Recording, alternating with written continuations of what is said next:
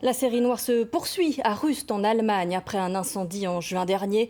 Un nouvel incident s'est déroulé hier à Europa Park, un bassin où se déroule un spectacle de plongée a cédé.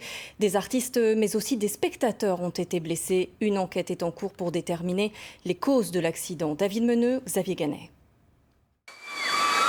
La grosse frayeur, une toutes les 30 secondes. L'Atlantica Super Splash fonctionne à plein régime. Difficile de croire qu'hier, à 17h, à cet endroit précis, une attraction s'effondrait faisant 7 blessés. Un bassin de plongeon qui cède, l'eau qui s'échappe et provoque la chute de 2 tours et des armatures métalliques. Sur les 7 personnes touchées, 2 visiteurs et 5 artistes, dont 2 étaient toujours à l'hôpital aujourd'hui. Mais l'accident n'a eu aucune conséquence sur la fréquentation du site. J'avoue que ça m'a un petit peu stressée parce que c'était vers ici que ça arrivait.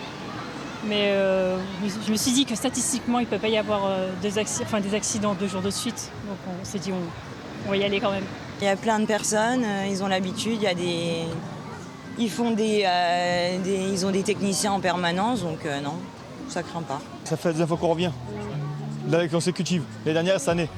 Donc non, c'est vraiment un parc où on se sent bien. Il n'y a pas d'appréhension, bien au contraire. Le bassin qui a cédé a été dégagé dès hier soir. La police a ouvert une enquête pour déterminer les causes de l'accident. Le spectacle de plongeon était saisonnier, remonté chaque année depuis 10 ans, mais le matériel était neuf. Nous sommes face à une rupture du bassin. C'est une entreprise française qui nous livre l'ensemble de l'installation ainsi que les artistes qui sautent depuis les tours. La police est en train d'inspecter l'intégralité du bassin. Il est neuf et il a été monté ici en mai dernier. Il a été contrôlé à de nombreuses reprises. Il nous faut attendre les conclusions de l'enquête.